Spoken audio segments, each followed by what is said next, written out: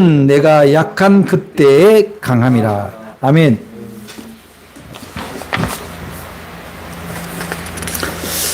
오늘이 6월 25일 6.25 우리 민족 상잔의 비극이 있었던 전쟁, 한국전쟁 73주년이 됩니다. 그래서 우리는 이거를 상흔, 민족의 상흔이다, 이렇게 상처의 아픈 흔적이다, 이런 거죠. 근데 인간들은 참 이상합니다.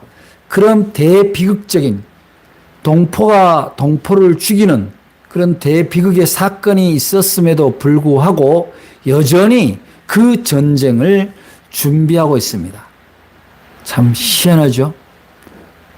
끝났으면 다시는 그런 전쟁이 없도록 평화를 꿈꿔야 되는데 여전히 전쟁을 준비하는 이런 어리석은 인간들의 역사를 보면 하나님이 보시기에는 얼마나 답답하시겠어요.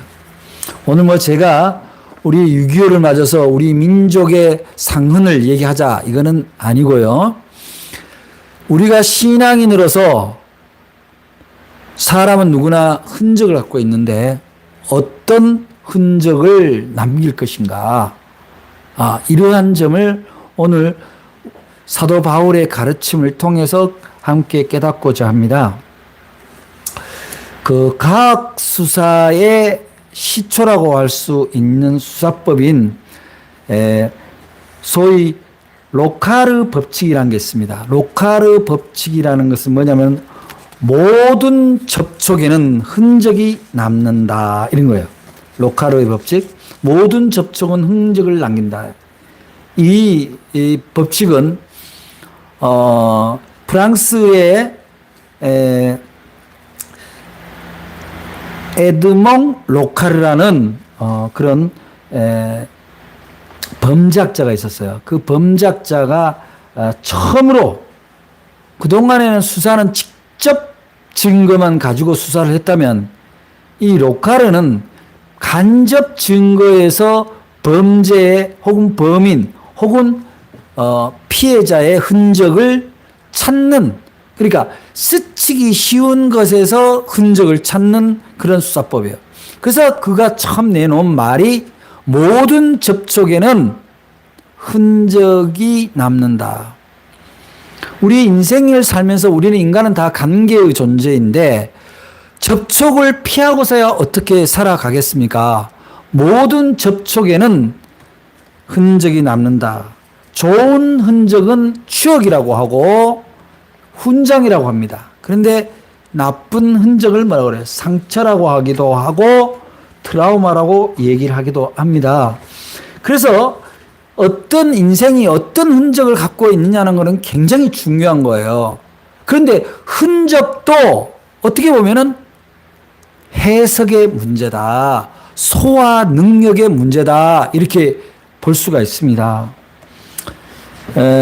종교 개혁 이후에 이제 존 칼뱅이 프랑스에서 평신도 중심에, 그래도 개신교가 안 나타났을 때 아직 평신도 중심의 신앙 공동체를 만들기를 시작합니다.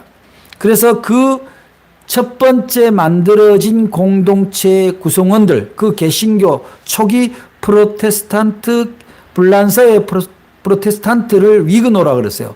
이 위그노들이 이제 차츰 모여서 자기네들끼리 성당을 가지 않고 자기네들끼리 이제 예배를 드립니다. 그래서 그런데 로마 가톨릭의 감시와 박해는 시작되죠. 그래서 지금 또 그 교회가 비스콘디라고 그러는데, 비스콘디라는 거는 프랑스의 최초의 개신교회입니다. 최초의. 이제 존 칼뱅에 의해서 세워졌는데, 이 존 칼뱅에 의해서 이렇게 세워진 최초의 이 개신교회, 소위 위그노들에게 이제 가톨릭의 박해와 추적과 징벌이 시작됩니다. 마치 기독교 초기 카타콤에서 예배를 드리고 로마 제국이 기독교를 핍박하고 학살했던 것과 똑같은 일이 프랑스에서 일어납니다. 성당에서 종을 울립니다. 종을 딱 밤 12시에 자정의 정을 딱 울리면 이 종소리를 시작으로 이른바 가톨릭의 용사들이 개신교인들을 찾아서 일제히 학살을 시작합니다. 그들은 그들의 종교에 충성을 하는 거라고 생각했을 거예요. 마치 십자군 전쟁처럼. 그런데 그렇게 시작한 학살이 무려 파리에서만 3,000명이 학살을 당하고 프랑스 전역에 3만 명의 대학살이 일어난 사건이 바로 비스콘티 거리에 일어난 사건입니다. 대학살의 신호탄이 성당의 종소리라는 것은 참으로 아이러니할 수가 없습니다. 이러한 일들로 인하여 프랑스 개신교회는 종소리를 울리지 않아 왔다고 합니다. 그거를 뭐라 그럽니까?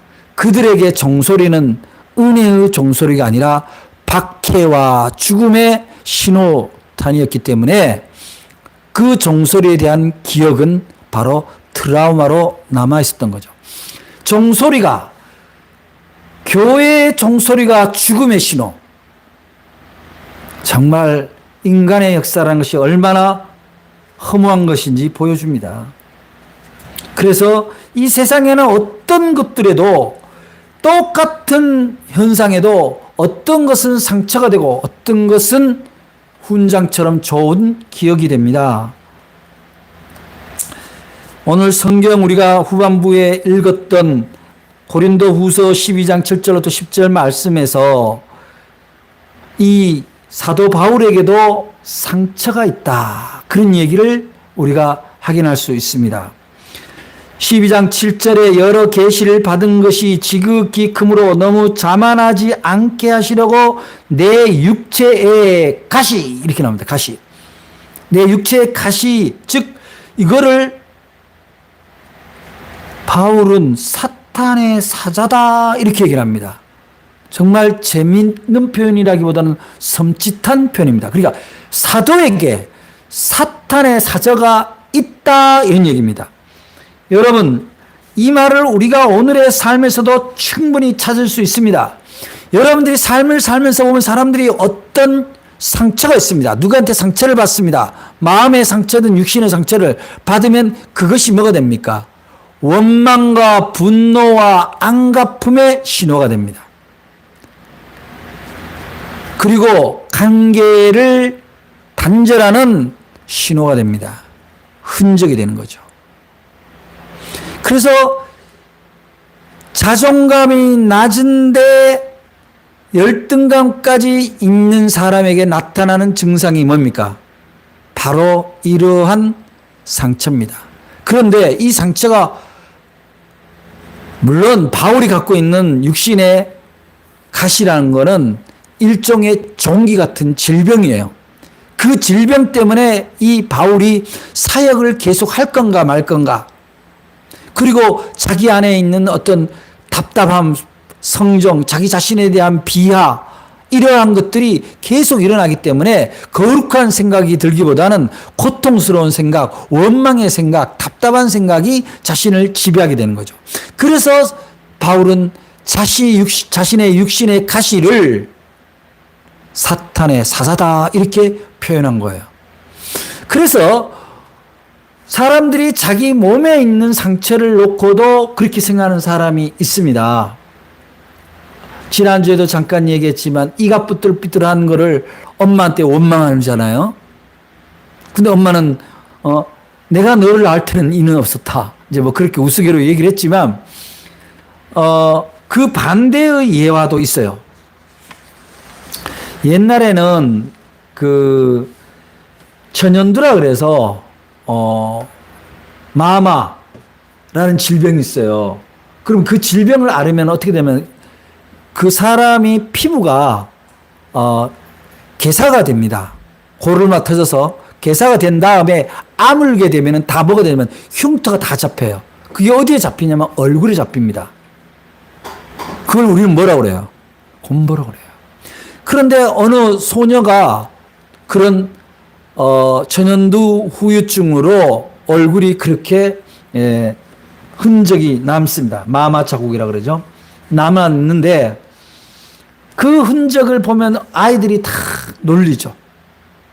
그런데 이 소녀는 그거를 개의치 않고 오히려 마음에 힘들 때마다 그 어머니가 한 얘기를 기억합니다. 엄마가 뭐라고 얘기를 하느냐? 얘야, 이거는 흉터가 아니야.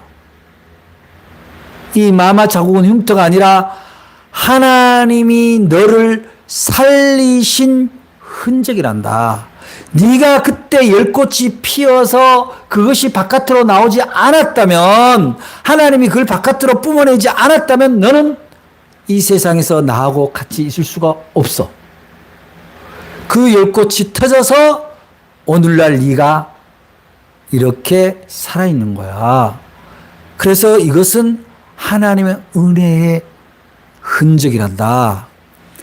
그 말씀을 듣고 이 소녀는 다른 평범한 소녀들과 다름없이 밝고 쾌활하게 신앙생활하고 학교생활하며 공부를 하고 남들보다 훨씬 성실한 삶을 살게 되어서 미국으로 장학금을 받고 유학을 갔어요. 이분이 누구냐면은 미국 한인교회 중에 가장 크다고 했던, 지금은 어떤지 모르겠는데 뉴욕의 킨즈 한인교회라고 있습니다. 70년대 당시에 2,000명이 모였어요. 그 70년대 한인이 얼마나 있었겠어요? 그 정도 교회면 거의 뭐 대단한 교회예요. 거기 교회의 사모님이에요, 그분이.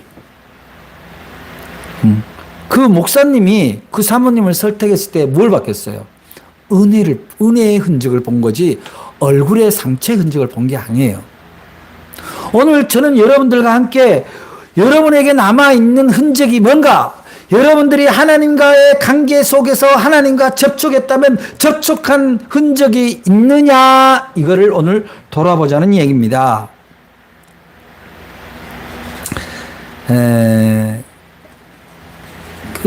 우리가 자기 안에 있는 자기 육신과 마음 속에 있는 흔적, 상처 혹은 가시를 어떻게 해석을 할 거냐라고 했을 때 오늘 고린도 후서 10장 7절부터 12절 10절의 말씀에 바울의 이야기를 여러분들이 반드시 기억하시고 여러분이 하나님의 음성으로 받은 줄로 믿으시기를 바랍니다. 이렇게 나옵니다. 바울이 뭐라고 얘기를 하냐면은 12장 8절에 이것은 상처, 가시입니다. 육신의 가시입니다. 내게서 떠나가게 하기 위하여 내가 3번 주께 간구했다. 기도를 했다 이 말이에요. 기도를. 그런데 그 기도의 결과가 뭐냐 봤더니 기도를 들어주시는 것이 아니라 이렇게 나옵니다. 그러므로 도리어 크게 기쁨으로, 이 구절을 여러분 앞에 한번 잠깐만 보겠습니다. 보니까 나에게 이르기를 내 은혜가 네한테 족하다. 즉 뭐냐면 지금 있는 그 상처가 너한테 좋다, 이런 얘기예요. 이게 하나님을 받은 음성입니다. 그래서 내 능력이 약한 데서 온전하게, 왜냐하면 네가 여기 보니까 이어져서 그러므로 도리어 크게 기뻐함으로 나의 여러 약한 것들에 대하여 자랑하리니 이는 그리스도의 능력이 내게 머물게 하려 함이라. 즉 부족한 흔적이, 소위 인간들의 눈에는 핸디캡이라는 이 흔적이 오히려 하나님의 은혜가 담기는 그러한 하나님의 능력이 머무는 공간이 된다, 이런 얘기예요. 그래서 여러분들이 힘들고 어려운 일, 부족한 능력을 탓하고 원망하고 열등감을 가질 것이 아니라 이것이 드디어 하나님이 나한테 임할 자리구나, 은혜가 임할 자리구나. 오늘 이 말씀에서 우리가 은혜를 받을 수 있는 것은 가시가 주님이 머무는 곳이 된다. 우리들이 보기에는 아프고 상처받은 흔적인데 거기에 은혜가 임하는 자리가 된다는 사실입니다. 이게 바로 역설의 신앙입니다. 세상 사람들은 그거를 뭐라고 그래요? 육체의 가시를 트라우마로 보고 열등의 출발로 보지만 그래서 그것 때문에 상처받고 고통 가운데서 헤어나지 못합니다. 가장 불행한 사람이 누구겠습니까? 가장 불행한 사람은 열등감에서 상처에서 분노에서 헤어나오지 못하는 사람들입니다. 그게 바로 사탄의 사자이기 때문에 그렇습니다. 사랑하는 여러분, 여러분들에게는 누구나 작고 큰 흉터가 있습니다. 보기 싫은 흉터죠. 여러분 김지선 씨 이야기 간증 들었죠? 교통사고로서 온몸에 하상을 입었음에도 불구하고 수술을 수차례 이지선 씨 그럼에도 불구하고 그는 하나님의 은혜를 기억하고 그것을 통해서 자신의 삶이 새롭게 되어 모교의 교수로 임용이 되었다는 사실입니다. 여러분은 어떤 상처와 힘든 기억이 있습니까? 그것을 하나님의 은혜의 흔적으로 하나님이 여러분을 바꿔주고 여러분에게 능력을 부어주실 그 기회로 기억하고 있지는 않습니까? 이사야서 49장 16절에 이렇게 얘기합니다. 성도는요, 여러분은 그리스도인이에요. 그리스도인은 그리스도를 믿음으로, 예수를 믿음으로 하나님으로부터 사랑을 받게 된 존재입니다. 사랑을 받게 될 것이다가 아니라 지금 여기서 사랑을 받고 있다. 현재 진행형입니다. 사랑은 받고 있지만 그 사랑을 받을 준비가 안 되고 사랑을 받고자 하지 않으면 아무리 사랑을 부어줘도 무슨 소용이 있겠어요. 이사야서 49장 16절에 이렇게 말씀하고 있습니다. 내가 너를 내 손바닥에 새겼고 이렇게 나옵니다. 하나님이 사랑하는 하나님의 자녀의 이름을 하나님의 손바닥에 새겼다. 저는 가끔씩 부처님 손바닥 아니라는 그런 농담을 하는 걸 들은데 저는 하나님의 손바닥에 새겨진 내 이름, 이거는 김윤환 목사가 얘기하는 게 아니라 성경이 그렇게 얘기하고 있는 거예요. 여러분이 하나님을 아버지라고 하고 하나님 앞에 고백하고 있다면 하나님의 손바닥에 여러분의 이름이 새겨져 있다는 것, 그 새겨진 흔적, 하나님의 흔적 안에 여러분이 있다는 사실을 믿으시기를 바랍니다. 어떤 사람이 그렇게 소중하면 손바닥에 이름을 새깁니까? 연필로 쓰고 볼펜으로 쓰면 금방 지워집니다. 옛날에 우스개로 연예인이 지나가면서 사인하는데 종이가 없어서 손바닥에 사인을 해달라 그래서 손바닥 안에 손을 씻지도 못하고 안 씻지도 못하고 그랬다는 농담이 있는데, 하나님의 손바닥에 여러분의 이름을 새겼다라는 것은 어떤 일이 있어도 여러분을 잊지 않겠다라는 하나님의 약속인 거예요. 그게 뭡니까? 하나님의 흔적 속에는 여러분들이 있는데 여러분의 흔적 속에는 하나님이 없다라는 것은 얼마나 언바란스고 위험합니까? 그래서 단순히 하나님이 우리한테 잘 보이려고, 하나님이 우리한테 잘 보여야 될 이유가 뭐가 있어요? 잘 보이려고 내가 너희를 내 이름에 내 손바닥에 새겼다 이런 말씀을 하는 게 아니잖아요. 얼마나 사랑하는지를 말씀하는 거잖아요. 얼마나 사랑하면 그래 독생자를 보내셔서 죽기까지 사랑하시겠냐고요. 그 은혜를 우리에게 흔적으로 주시기를 원한다는 거예요. 그래서 가장 우리에게 주신, 성도에게 가장 큰 은혜의 흔적이 뭡니까? 예수 그리스도를 우리에게 보내주셨다는 거예요. 그래서 우리가 그분으로 인하여 하나님의 자녀가 되었다는 흔적입니다. 믿으시면 아멘 하시기 바랍니다. 많은 사람들 중에 예수님이 사람을 많이 질병을 고치고 귀신을 쫓아줬는데 막달라 마리아도 귀신이 들린 강인이었다고 어느 주석에는 기록이 되어 있습니다. 그러던 귀신을 따라 살던 여인이 나중에는 예수 그리스도의 사랑의 흔적을 발견하면 어떻게 됩니까?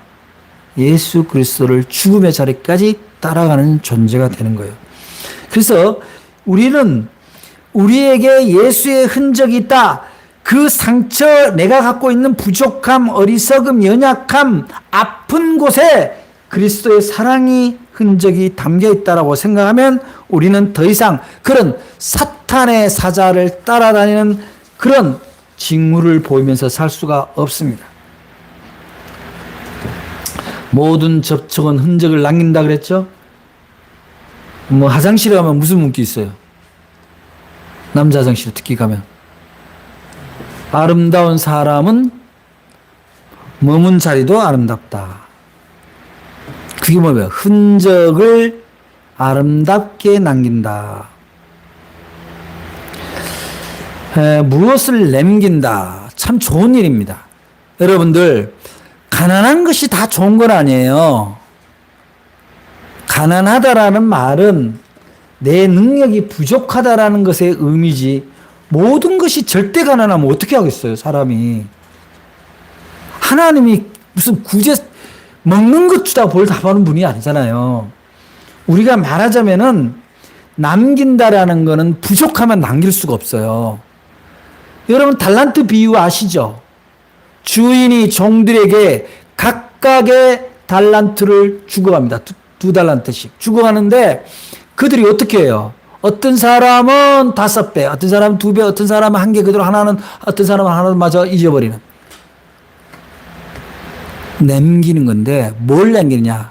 바로 여러분의 인생에 복음의 흔적, 사랑의 흔적을 남기는 게 중요합니다. 무엇을 남긴다? 그리스도 예수와 접촉하고 하나님과 접촉한 사람이라면 남겨야 돼요. 흔적을 남겨야 됩니다. 여러분 뭘 남기고 싶으세요? 여러분들이 열심히 일해서 먹을 거 안 먹어가면서 입을 거 안 입어가면서 열심히 돈 벌어서 재물을 남기면 뭐 할 거예요?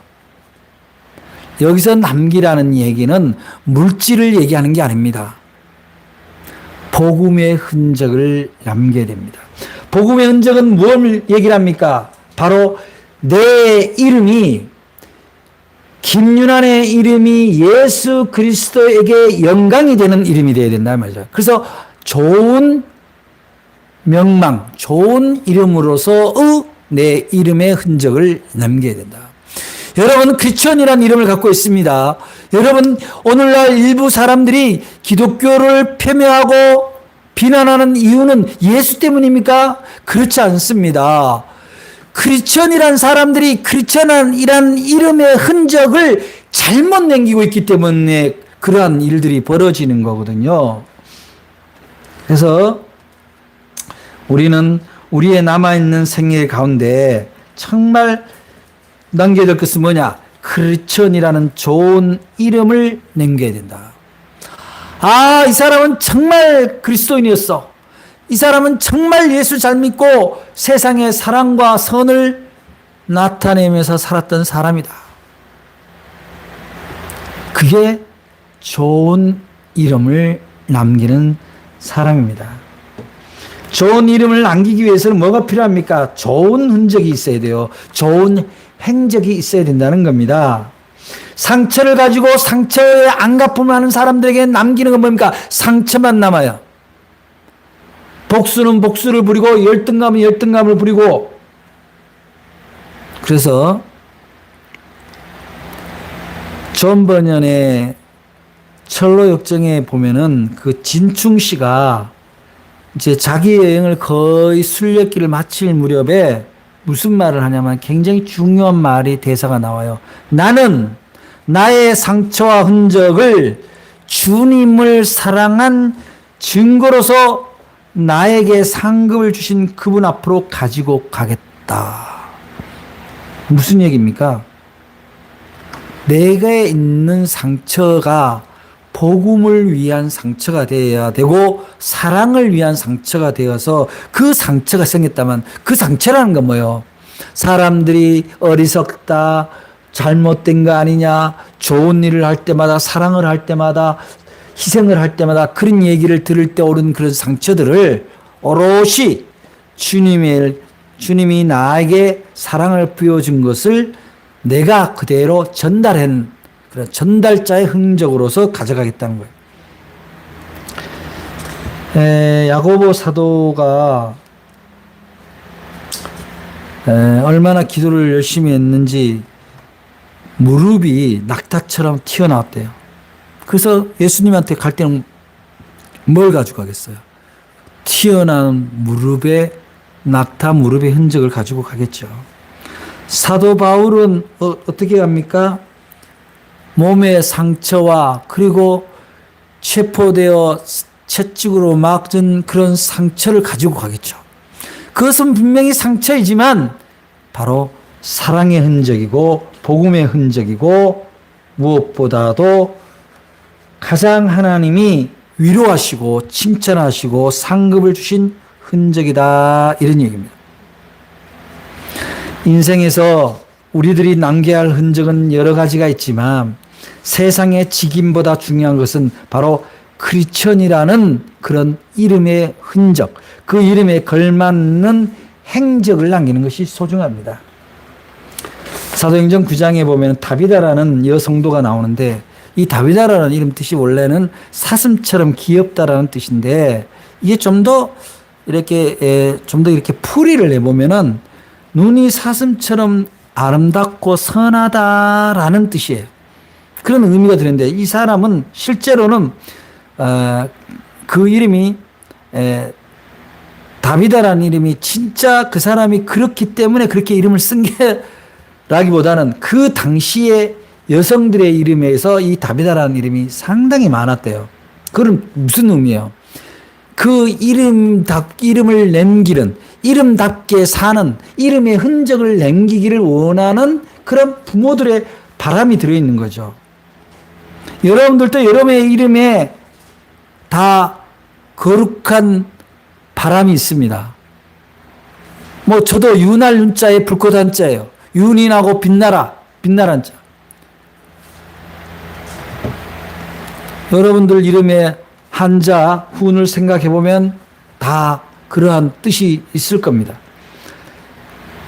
그런데 이 여인이, 다비다라는 여인이 그 이름 때문에 선하고 아름답다는 것이 아니라 성경이 기록된 이유는 바로 자신이 갖고 있는 것으로 그 당시에 가난한 가부들에게 자신의 재산을 털어서 속옷과 겉옷을 만들어서 친히 입히는 그런 선행과 구제를 통해서 자기 이름의 흔적을 남겼다는 사실이에요. 저는 꼭 이렇게 구제일만 소중하다 이렇게 보지는 않습니다. 어떤 과학자가 인류에게 필요한 도구와 신약과 치료법과 세계를 변화시킬 수 있는 아주 좋은 발견과 발명을 해서 인류 사회에 내놓는다면 그 또한 아름다운 행적을 남긴, 이름을 남긴 사람입니다. 예술가가, 시인이 사람들에게 감동을 줄 수 있는 시를 남기는 것과 음악가가 많은 사람들에게 감동을 줄 수 있는 음악을 남기는 것 또한 아름다운 행적을 남기는, 아름다운 흔적을 남기는 일이라고 할 수 있습니다. 그러나 가장 중요한 것은 바로 예수 믿는 우리들이, 그리스도인이라는 이름을 갖고 있는 우리들이 세상 사람들에게 존경의 대상이 되지 못하고 손가락질의 대상이 되고 비난의 대상이 된다라는 것은 결코 좋은 흔적을 남겼다고 할 수 없습니다. 때때로 저는 내가 크리스천이라고 얘기를 할 때, 목사님이시군요 라고 좋게 얘기하는 분도 있는데, 어떤 사람은 농 비슷하게 아이고 목사님 같은 목사님도 있군요 라고 농담을 하기도 합니다. 그 사람들의 인식에는 뭐가 들어있습니까? 일부 보도를 통해서 목회자들의 정말 복음에 어긋난 모습들을 기억하고 있는 거죠. 목회자만 그러겠어요. 많은 성도들이 교회 안에서는 열심이고 거룩한데 세상 나가면은 다른 사람들보다 더 이기적인 모습을 보임으로 말미암아 크리스천이라는 이름을 오히려 더럽히게 되는 경우가 있다, 이런 얘기죠. 원래 이 크리스천이라는 말은 우리가 알다시피 초대교회 안디옥 교회 성도들에게 붙여진 이름이거든요. 예수에 미쳤다, 이렇게 돼서. 근데 여러분들은 예수에 미친 흔적이 있습니까? 복음에 미친 흔적이 있습니까? 사랑에 미친 흔적이 있습니까? 여러분의 인생 가운데, 여러분의 신앙생활 가운데 무슨 흔적을 남기겠습니까? 바라건대 주님은 여러분에게 당부할 거예요. 내가 너희에게 준 사랑의 흔적을 너희도 얼마간 남겨라. 너희들의 능력이 부족하고 너희들이 힘들면 내가 도와줄게. 내게 아뢰라. 오늘도 주님은 우리에게 이렇게 말씀하고 계십니다. 오늘 성경 본문에서 사도 바울이 말한 흔적은 헬라어로 스티그마입니다. 즉 소유의 흔적을 얘기합니다. 소유의 흔적. 그 소유의 흔적은 즉 낙인입니다. 우리가 보면은 축산을 하는 사람들 소 등짝이나 이런 데다가 불도장을 찍죠. 낙인. 그게 바로 뭡니까? 이 소유가 누구이고 등급이 어떻게 되고 그것을 표시하는 겁니다. 그런데 여러분들이 누구 하나도 내가 크리스천이 된 것이 불행이라고 생각하지 않는다면 여러분에게는 그러한 거룩한 낙인이 있다라는 거예요. 거룩한 흔적이 있다는 겁니다. 근데 그 흔적을 가리고 살거나 그 흔적에 배치되는 삶을 산다면 그거는 넌 크리스천보다 못한 안티 크리스천이 되는 거예요. 사랑하는 여러분, 우리는 이제 성도라는 거룩한 흔적, 크리스천이라는 거룩한 흔적을 가지고 있습니다. 그런데 내 개인의 삶과 내 개인의 육신과 능력에는 부족하고 답답하고 아픈 상체 흔적도 있습니다. 그 흔적을 주님 앞에 아뢰시기 바랍니다. 상처 준 사람에게, 상처 준 대상에게 아뢰봤자 하나도 돌아올 게 없습니다. 주님에게 아뢰면 그 부족한 곳에 주님의 은혜가 임하고 주님의 능력이 임해서 여러분이 그 부족한 흔적이 바로 거룩한 흔적으로, 크리스천이라는 거룩한 낙인으로 바뀌는 놀라운 기적을 경험하게 될 것입니다. 여러분의 삶의 흔적을 통해서, 여러분의 신앙의 흔적을 통해서 하나님도 사람들도 여러분을 크리스천이냐, 넌 크리스천이냐, 안티 크리스천이냐 구분할 겁니다. 오늘 주님이 사도 바울을 통해서 주신 말씀, 이후로는 누구든지 나를 괴롭게 하지 말라. 내가 내 몸에 예수의 흔적을 지니고 있노라. 이 말씀이 여러분의 삶의 표대가 되기를 주님의 이름으로 축복합니다. 기도하겠습니다.